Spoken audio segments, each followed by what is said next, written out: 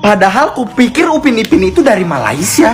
Bingung, ini Upin Ipin sebenarnya dari Indonesia atau dari Malaysia kah? Guys, ini yang Upin, ini yang Ipin. Terlihat Uncle Mutu sedang menyanyikan sebuah lagu yang berjudul Madu 3, dipopulerkan oleh aktor dan penyanyi Malaysia bernama P. Ramlee. Lagu itu banyak orang jual ni, dia claim number one in Indonesia ke apa ke. Bertajuk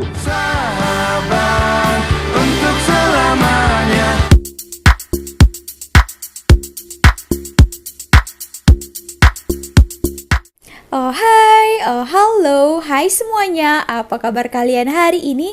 Jumpa lagi bersama Sari. Sari doakan kalian tetap dalam keadaan sehat, tetap semangat, dan yang pastinya selalu berpikiran positif. Apa yang tidak tahu, animasi terkenal daripada Malaysia, salah satunya Upin dan Ipin. Nah, bukan hanya terkenal di Malaysia saja, tapi ke mancanegara ya, terutamanya di Indonesia. Peminat di Indonesia sana bukan hanya daripada kalangan budak-budak saja, orang dewasa pun tonton juga Upin Ipin ya. Satu hari boleh ditayangkan 3-4 kali dalam satu hari tahu. Wow, di Malaysia pun tak sampailah macam tu. Yang menjadi polemik, Upin Ipin ini berasal daripada Indonesia. Nah, di dalam serialnya itu ada juga katanya tentang lagu, tentang macam-macam lah. Nanti kita tengok dulu salah satu videonya ya. Nanti kita akan bahas, kita kulik-kulik. kalian harus tahu nih, pada serial Upin Ipin, tepatnya pada episode Kenangan Musik Jiwa, terlihat Uncle Mutu sedang menyanyikan sebuah lagu yang berjudul Madu 3, di mana banyak penonton Indonesia beranggapan bahwa lagu tersebut merupakan lagu band Ahmad Dhani, yaitu Triad. Contohnya pertanyaan dari subscriber Mimi nih, "Bang, apakah Uncle Mutu penggemar Triad?" Soalnya ada adegan dia lap gerobak sambil senandungin lagu Triad yang senangnya dalam hati pakai nanana.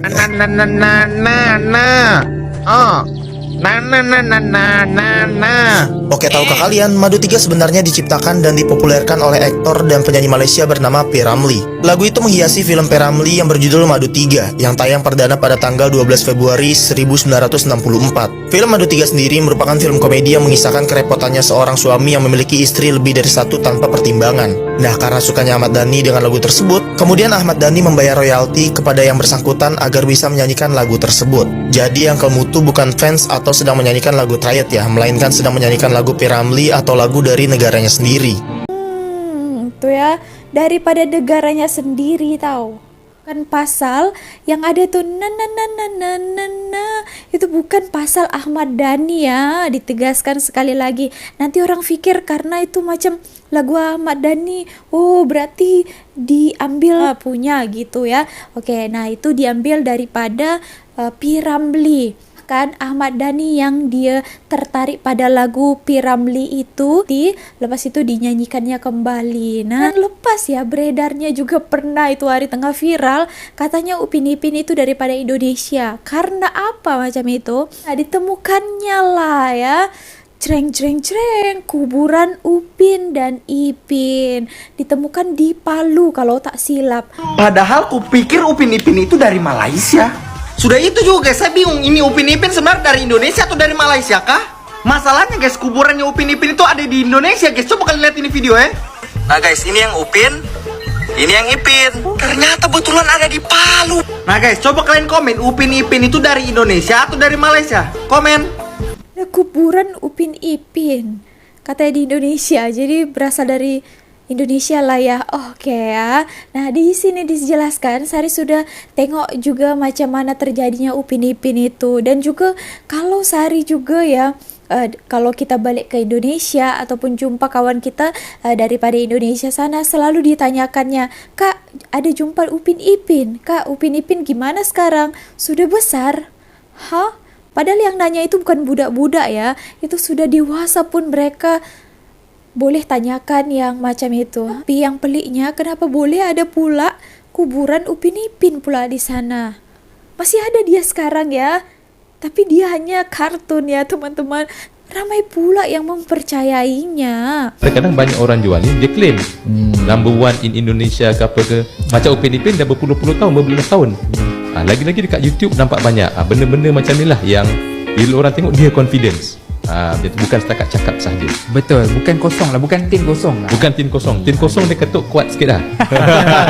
Bahwa tadi dikatakannya itu ada yang klaim kan katanya nomor 1 di Indonesia, padahal itu kan punyanya Malaysia gitu. Nah, di komentar yang mengatakan dulu pernah dijual lah ya supaya disiarkan di Indonesia, lepas itu di dubbing ya, dubbing gunakan bahasa Indonesia. Jadilah ya orang pikir kalau sudah di dubbing gunakan bahasa Indonesia, so itu punya Indonesia gitu ya. Sekarang katanya sudah tidak dijual lagi. Kalau dijual pun gunakan bahasa Melayu yang real daripada yang Malaysia buat. Kalau ada pun penambahannya hanya subtitle Indonesia saja supaya dia benar-benar bercakap dalam bahasa Melayu. Nah, gitu teman-teman. Tapi memang ya, Sari sangat salut dengan daripada animasi-animasi Malaysia ini. Ada banyak ya, beberapa disebabkan adik Sari juga ada nonton juga Upin Ipin, Bobo Boy, Agent Ali, apalagi ya, pada zaman dahulu. Nah, itu dia punya editing ya, dia punya sangat-sangat smooth, macam real punya. Kalau Upin Ipin lebih kepada macam kehidupan di kampung, suasana rakyat Malaysia ya, yang berbilang kaum tetap juga dalam keharmonian. Nah, gitulah keadaan di Malaysia juga yang digambarkan di animasi Upin Ipin itu. Selain Upin Ipin, ini ada satu lagi animasi yang menang anugerah Festival Anime Tokyo pada tahun 2023. Wow, masih tahun ini ya. Baik, filem animasi terbitan dan edaran Astro Mekamato mencipta sejarah tersendiri apabila membawa pulang anugerah anime fan di Anugerah Festival Anime Tokyo 2023. Kemenangan ini sekaligus menyaksikan Mekamato menewaskan filem animasi hebat lain seperti Tiger and Bunny 2 Part 1 dan Dragon Ball Super Superhero. Berita ini diumumkan menerusi laman rasmi Anugerah Festival itu pada Khamis. Anugerah Festival Anime Tokyo 2023 secara keseluruhannya menerima 183,364 undian dan Mekamato mendapat 40,590 undian daripada jumlah tersebut. Dalam pada itu, Ketua Pegawai Eksekutif Animonster Studios Nizam Abdul Razak meluahkan keterujaan kejayaan Mekamato dan berterima kasih kepada semua yang mengundi filem animasi tersebut bagi anugerah festival terbabit. Terbaik ya. Wow, terbaik ya Mekamato. Tahniah juga atas kemenangan anugerah ini. Wow, di Tokyo mampu mengalahkan yang lain-lainnya. Wow, hebat sekali. Nah, 11 animasi terkenal yang dihasilkan di Malaysia. oh, Upin Ipin. Apa ni? Tak. Cuba kawan-kawan tekan. Animasi terbaik ya. 11. Awang Kenit. Banyak juga 11. The Amazing Awang Kenit adalah siri televisyen kanak-kanak animasi Malaysia yang dihasilkan oleh Sid Studios. Animasi ini mengisahkan tentang seorang budak lelaki bernama Awang yang menjaga keamanan negeri Indra Sakti dari ancaman segala bentuk kejahatan yang menggabungkan unsur-unsur aksi dan komedi. Pada tahun 2015, siri animasi ini mencatatkan jumlah tontonan sebanyak 2.4 juta setiap minggu di Malaysia dan ia juga ditayangkan di saluran Mediacorp Suria di Singapura. 10. Dunia Ica. Dunia Ica. Dunia Ica adalah satu siri animasi Malaysia yang dihasilkan oleh Adin Multimedia. Animasi ini menceritakan kisah Ica, watak utama yang secara tak sengaja menemui kawannya di dunia dimensi yang berbeza. Siri ini dikeluarkan dalam versi bahasa Melayu dan bahasa Inggeris untuk pasaran tempatan dan antarabangsa. Kedua-dua versi menggunakan pelakon suara yang berbeza. Siri ini disiarkan di TV3 pada tahun 2011 dan Nickelodeon pada tahun 2013. Okey, 9. 9. Bola Kampung. Kampung.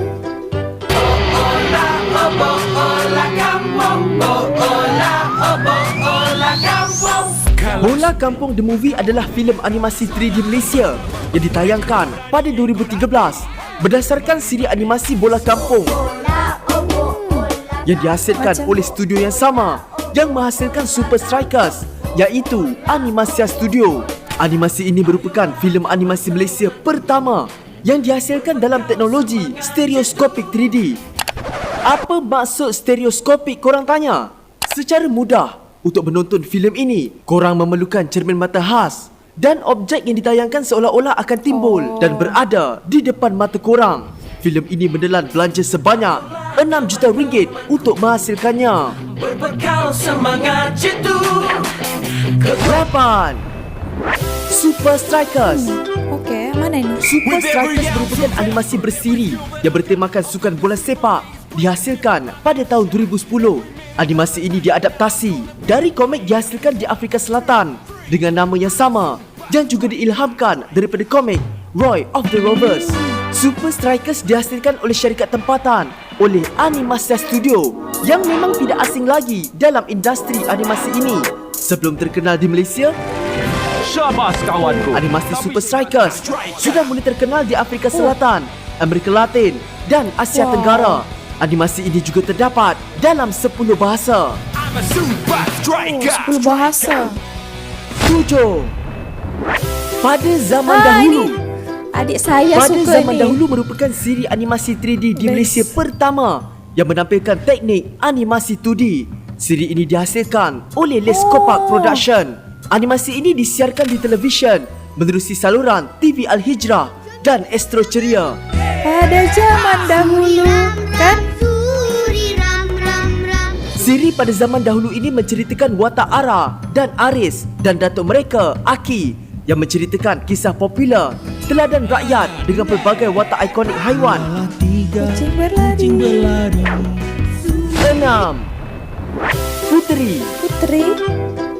Puteri ialah sebuah siri animasi pendek yang turut dibuat oleh Les Kopak Les Kopak Production banyak ya. yang boleh disiarkan pada 20 November 2014 di saluran TV3. Siri Puteri menceritakan 5 orang puteri yang hidup di sebuah kerajaan limau.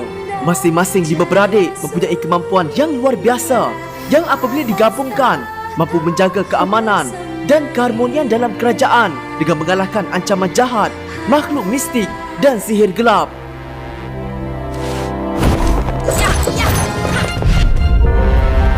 Wah, ni best ya. 5. Chuck Chicken. Chuck Chicken. Chuck Chicken atau dikenali Kung Fu Chicken di China.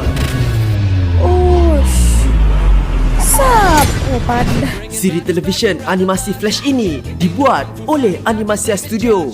Animasi ini mempunyai 52 episod dan terdapat dalam bahasa Inggeris, bahasa Malaysia, Mandarin, bahasa Indonesia dan Thailand. Animasi studio mengambil masa selama 18 bulan untuk penghasilan animasi ini dengan 100 tenaga kerja. Siri ini juga boleh ditonton di Netflix. 4. Rimba Racer. Rimba Racer adalah sebuah siri animasi 3D yang diterbitkan oleh Glue Studios. Animasi ini menceritakan tentang seorang pelumba muda Rimba Grand Prix yang bernama Tag dalam kisah beliau untuk menjadi juara terkemuka dalam sukan perlumbaan itu. Episod pertama animasi ini ditayangkan pada 25 Disember 2014 di Nickelodeon negara India sebelum ditayangkan di Malaysia di TV3. Korang boleh ke channel YouTube Rimba Racer Official kalau nak tengok animasi gempak ini. Rimba Racer. 3. Agent Ali. Oh, Agent Ali ya, famous ni. Misi ini tidak boleh gagal. Agent Ali merupakan sebuah siri animasi Malaysia yang diterbitkan oleh Primeworks Studios bersama Wow Animation dan ditayangkan pertama kali di TV3 mulai 8 April 2016. Animasi ini berkisar mengenai seorang murid darjah 2 bernama Ali yang menjadi seorang ahli perisikan untuk sebuah pertubuhan rahsia Tempoyak udang. secara terpaksa kerana tidak sengaja melibatkan diri dengan misi pertubuhan tersebut menentang musuh. Oops. Bang, nasi lemak satu. Kau nak lawan apa? Tempoyak udang. Tempoyak udang. Agent Ali merupakan siri animasi pertama yang dijadikan harta intelek media prima berhad atau MPB dan filem animasinya yang pertama ditayangkan pada 28 November 2019 di Malaysia, Singapura dan Brunei dengan kutipan sebanyak 30.05 juta ringgit. Wow. Tiba-tiba sakit perut. Oh no. 2. Bobo Boy. Bobo Bobo Boy Boy. ialah siri animasi Malaysia yang diterbitkan oleh Animonstar Studio. Siri ini mengisahkan tentang seorang budak lelaki berumur 11 tahun bernama Bobo Boy dengan kawan-kawannya yang membentuk satu pasukan dan bersama-sama melindungi bumi dengan menewaskan makhluk-makhluk jahat yang cuba menakluki bumi. Siri animasi pertama yang berjudul Bobo Boy mempunyai 3 musim dan disiarkan dari Mac 2011 hingga Jun 2016. Waktu. Dan siri berdasarkan filem pula dihasilkan selepas itu berjudul Bobo Boy Galaxy dengan 24 episod pada tahun 2016 hingga 2018. Bobo Boy mempunyai 2 filem animasi iaitu Bobo Boy The Movie mendapat kutipan 20 juta ringgit dan Bobo Boy Movie 2 mendapat kutipan 30 juta ringgit. Terbaik. Sebenarnya banyak lagi filem dan siri animasi di Malaysia ini tau. Korang tak percaya? Jom kita tengok honorable mention kita.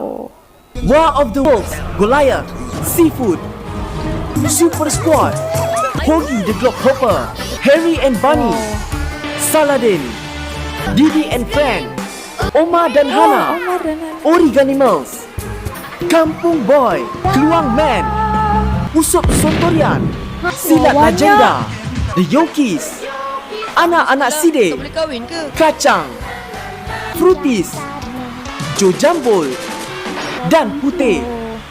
Mungkin Faktau akan buat part kedua untuk tajuk video kali ini. Okey, nombor pertama. 1. Apa? Upin Ipin. Pemenangnya ya. Rasanya tak ada orang yang tak kenal dengan adik-beradik kembar ni kan? Bukan sahaja di Malaysia, tetapi Upin Ipin juga amat terkenal di Indonesia dan di dunia. Upin dan Ipin ialah sebuah siri animasi Malaysia yang dihasilkan oleh syarikat animasi Les Kompak dan juga nama bagi 2 watak utama siri ini.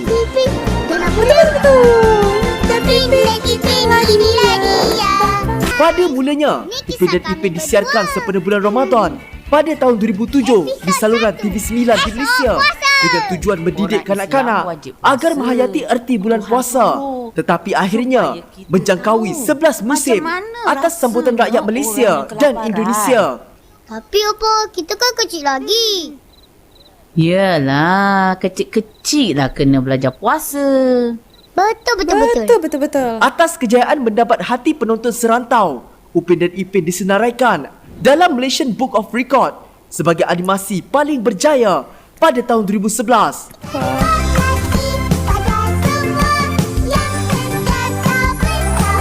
Antara filem Upin dan Ipin ialah Gang Pengembaraan Bermula, Upin dan Ipin Jeng Jeng Jeng, Jeng Jeng Upin dan Jeng. Ipin Keris Siamang Tunggal. Pada 29 September 2010, Kugiran Padi dari Indonesia melancarkan sebuah lagu tema baru untuk Upin dan Ipin bertajuk untuk menunjukkan semangat setiakawan antara negara Malaysia dan Indonesia. Hebat-hebat rupanya syarikat animasi di Malaysia. Semoga animasi di Malaysia terus berkembang. Bukan sahaja di Malaysia, malah di peringkat antarabangsa. Good job. Luar biasa ya, kreatif juga pencipta-pencipta yang ada di Malaysia ini. Nah, tadi juga katanya bukan hanya 11 ini lagi, tapi banyak lagi sebenarnya yang sangat-sangat berjaya dan bagus juga. Dan yang Sari sukanya ya, kalau dari Upin Ipin inilah ya kita bicarakan karena ada nilai-nilai positif, apalagi mengajarkan kepada anak-anak, budak-budak kita itu tentang arti kebaikan, ada juga persahabatan dengan kawan, menghormati orang yang lebih tua, dan macam-macam lah ya. Dari yang 11 tadi, korang suka yang mana satu? Atau jangan-jangan suka Upin Ipin juga? Kalau Sari suka Upin Ipin dan juga pada zaman dahulu. Nah, itu sangat suka. Oke, terima kasih telah menonton video ini. Sampai jumpa di next videonya. Bye!